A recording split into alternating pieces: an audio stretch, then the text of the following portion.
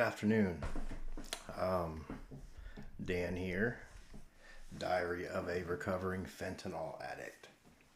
So, today is Sunday, the 27th. I wanted to do, um, what do you call it, the Daily Reflections. Um, it's a horrible rainy day out, but it's still a beautiful day in my mind, I guess, if that makes sense. But it's been rainy, it's been a lazy day. Went and spent some time with my kid yesterday and my mom. They made me dinner. It was amazing. Steak and potatoes. Loved it. Things are good. 73 days sober today. Tonight is a birthday meeting. I thought it was last night, but I was wrong. But me and some roommates went to a meeting. Unfortunately, the man I interviewed, Wayne, he had gotten kicked out yesterday. I don't know the whole story. Something to do with the gun missing. Guess he wasn't really working the steps as he should. It's funny how you can live with somebody and not know them as well as you think. I've only been here 3 weeks, 3.5 weeks, but I like to think you get to know somebody, right? But I don't worry about his recovery. I just worry about my own. The owner of the house, C, has his reasons for doing whatever he did, but he's no longer here. So it is what it is. What I do know is as long as I'm doing the next right thing, I'm working an active recovery program, everything will be all right. It always is. As long as I don't do things I'm not supposed to do, follow the rules and the structure of the house, I'm fine. So not too worried about it. I'm not going to lie, if I didn't say that for a minute, I get nervous, like, damn, you can really get booted out that quick. But, if you're not doing what you're supposed to do, then that's what happens. So, anyways, daily reflection. Today is October 27th. It's titled Global Sharing. The only thing that matters is that he is an alcoholic who has found a key to sobriety. These legacies of suffering and of recovery are easily passed among alcoholics, one to the other. This is our gift from God, and its bestowal upon others like us is the one aim that today animates AAs all around the globe. The strength of Alcoholics Anonymous lies in the desire of each member and of each group around the world to share with other alcoholics their suffering and the steps taken to gain and maintain recovery. By keeping a conscious contact with my higher power, I make sure that I always nurture my desire to help other alcoholics, thus ensuring the continuity of the wonderful fraternity of Alcoholics Anonymous. That goes along with the whole saying, if you want to keep it, you got to give it away. That's the whole basis of this program, is to help other alcoholics achieve sobriety. That's it. And in turn, from doing that, I get to stay sober. Nothing works better than work with another alcoholic or addict. I'm telling you that from experience. Whenever I'm having a shitty day or a bad morning, pick up the phone, call somebody, find out who I could help. And that takes me out of this, which is to me my mental prison. This is the biggest prison right here. You can lock me up in jail, prisons, rehabs, institutions, whatever, and I'll be free as a bird, if that makes sense, because I won't have things going on up here. The mind is the biggest prison for me, and that's where I get stuck at, and that's what drives me absolutely bonkers sometimes. But today, I have different tools today and different ways to manage and unlock that door to my mental prison. I have the key. I have the key to it. So if I lock myself in my own mind, that's my own doing. I know how to undo that. I know how to get out of that. And that's what I'm trying to do with other alcoholics and other addicts. Right. I'm trying to, that's what I'm doing here. I'm trying to share my journey through, if you watch my old videos, for any new subscribers or new viewers, I was bad in my addiction. Even if some days I don't look it, I was. Me, I can tell. I can look right in my eyes and just see the pain I was in. Methamphetamine, fentanyl. That's what you captured. And that's what I captured on my earlier videos. It wasn't my drinking, thank God. I would have been banned from YouTube if that would have happened. If I would have been drinking and uploading YouTube. You saw my descent into madness. Trying to detox myself. That didn't work. Going to detox numerous times. And as you can see, just going to detox didn't work for me. If you're an addict like me, you need to go through the full treatment. And maybe you don't. Some of you don't. You know, it's not for me to say, but I'm speaking from my experience, from what I had to do. As you saw, I went to detox. I got out and relapsed the same day. And I lied to all of you and told you that I was sober. And I wasn't. Clearly, I wasn't sober. I was getting my head bashed in, getting in fights, getting pulled over, breaking the law.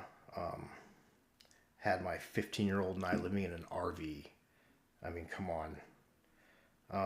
Not that there's something wrong with that, but my situation, there was something wrong with that because I lost our place we were living in. Luckily, the man who owns the property was an angel. He could have said, "Get that RV off my property," and then what would we have done? Even owing him all that money for rent, he still let me and Blake stay there against his judgment, I guess. I spoke to him yesterday, the day before actually, and he was thinking about, he was talking about adding me to his team. He does a lot of homeless work, and he's starting a new project trying to help the homeless. And he said, let's figure out a way to add me to the team. You know, he believes in me today. We have a relationship today. I don't run and hide from him. I owe him money. As he says, to pay it off, just help him when he needs it with his cause, which I'm more than happy to. If I owe you money, I don't run from you. I will make it right monetarily or with my time, whatever the case may be. There was a comment also on, I think, my video yesterday saying, hey, I know that guy. He's a racist or something like that. Come on, man. Really? I'm not a racist. I shouldn't even be addressing it because it's so stupid. But you clearly don't know me, because if you know me or my upbringing, where I grew up, you would know that I'm clearly not a racist. That's just silly. That's you stirring the pot. I don't appreciate it, but it is what it is. I love you regardless, and I love you. So I'm sorry you feel that way. Anyway, pointless to even address it, I guess. But it's funny how you can get a ton of supportive, good comments, and then you get one that kind of rubs you the wrong way, and that's all you think about. So anyway, the fraternity of AA. That's exactly what it's a fellowship. It's a fellowship. You know, I could pick up a Where and When book. A Where and When is those little green books that you get when you go to a meeting. It's got all the meetings listed inside. The men or the women, whichever gender you are, go through and put their names and numbers in the book. If I went through and called any one of those numbers, we pick up. I've had people call my number, people I didn't know, call me up and say, hey, I'm thinking about doing meth, or I'm thinking about drinking, or whatever the case may be. And you talk them through it. You know, you talk to them. You make sure they know that they matter, because they do matter. They absolutely matter. Ms. Robin, about your son. And I'm only saying this because you put it in the comments, so it's not a secret. I know you said you were trying to put him or push him to go live in a recovery house. That's a great idea, but in order to do that, he's got to get sober first. In my opinion, detox and treatment. If not treatment, detox, and then immediately to a men's recovery house. Now, and anything I could do to help, please let me know. I'm happy to talk to him. Happy to fly him out this way. We have a room open at our place, I believe. Um, if it doesn't get filled, if not, I know a bunch of other places. Maybe a new environment would do him well.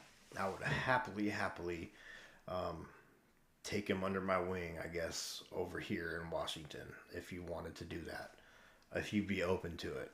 Um, I towed him around, introduced him to some great men, get him a good life, get him sobered up for a while, get him away from the area he's in.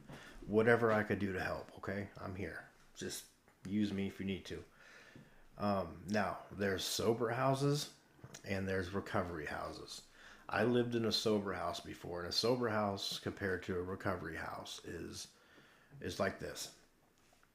Somebody buys a home, rents out the rooms uh, for people in recovery to live in. The only requirement is that you're sober. No random UAs. There's no accountability, no chores, except clean up after yourself. No meeting requirements, and so on. So, and a lot of those are bullshit, in my opinion. Some are good, and some work. The one I lived in didn't work. I started shooting up heroin after a week of being there. I had nobody to hold myself accountable to. So it didn't work for somebody like me. Now, a recovery house is different. That's what I live in. That's where there's accountability, there's responsibility, there's chores, there's a 2-a-week meeting requirement. I go to 4 or 5 a week, and you have to have a sponsor within a month. You have to have a service position within a month. You're on a blackout for a month, which means you have a curfew. Got to be home by 9 o'clock. You can't leave anywhere overnight. Can't have anybody over. That's almost up for me. So I'll be able to have people over, which is great. You can have people over for 3 nights in a week, only 2 in a row. Same with leaving. I can leave for 3 nights in a week, no longer than 2 in a row. So I can leave like Friday night, Saturday night, come home Sunday night, leave again Monday night, or whatever, earlier in the week. That can be adjusted if you talk to the house manager and you get a vote on it. And they're, like if I'm going on a trip or something like that, they work with you. It's not super hardcore, which is great because I'm hoping somebody comes from North Carolina and comes down and I get to visit her. So, so if you're watching, let's look for some plane tickets. Anyways, so yeah, that's the whole purpose, man. You gotta, to keep it, you gotta give it away, if that makes sense. In the big book, it talks about being in a constant state of helping others, and that if anybody reaches out for help, they want the hand of AA to be there, and for that, I am responsible.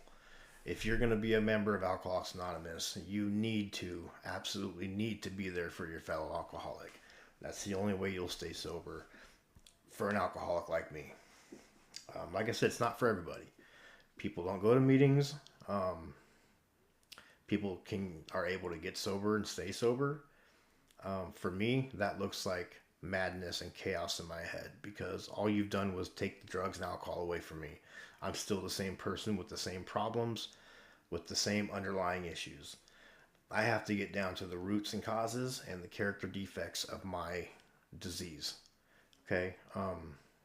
And I have to address those. I have to work on those, not fix them. That's the only way for me. That's the only way. And people say, well, if you have 20 years sober, why do you still go to meetings? Because I used to think that. Well, then aren't you cured? And the answer is no, you're not cured. There's many reasons people go to meetings. For one, to stay sober, okay, to get that experience, strength, and hope from somebody. 2, they hear stories from the new guys, and that reminds them of what it is like going out. Because I'm what you call a retread. I've relapsed. The research committee. I'm always going out there researching, seeing what it's like, seeing if I can control it. It can get better. I'm strong enough now, whatever the case may be. And I always come in with my tail between my legs, whimpering and just beaten and broken.